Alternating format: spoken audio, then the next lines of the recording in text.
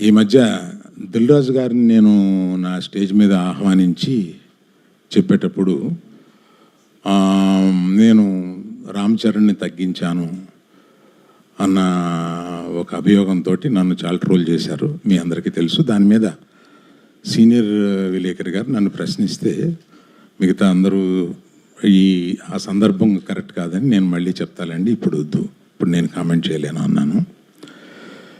దాని మీద మీకు అంటే పబ్లిక్కి నేను చెప్పాలని అనుకున్నది ఏంటంటే, ఆ రోజు దిల్ రాజు గారిని ఆహ్వానిస్తూ ఆయన ఒక్క వారం రోజుల్లోనే కష్టాలు నష్టాలు ఇన్కమ్ ట్యాక్స్లు ఇవన్నీ అనుభవించారు అని పరిచయం చేయడానికి ఇన్అడ్వర్టెంట్లీ అంటే యథాలప ఉద్దేశపూర్వకం కాకుండా ఆ మాట అనాల్సి వచ్చింది. దానికి మెగా అభిమానులు చాలా ఫీల్ అయ్యి దాన్ని నన్ను ట్రోల్ చేసి చేశారు.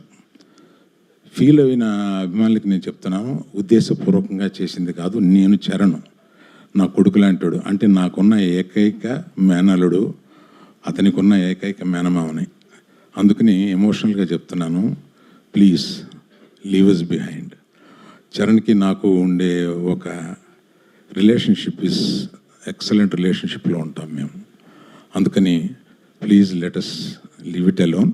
అది కేవలం పొరపాటున నేను దిల్ రాజు లైఫ్ చెప్పడానికి అది వాడి ఉండకూడదని అనిపించిన తర్వాత నాకు. Thank you for your understanding అండి.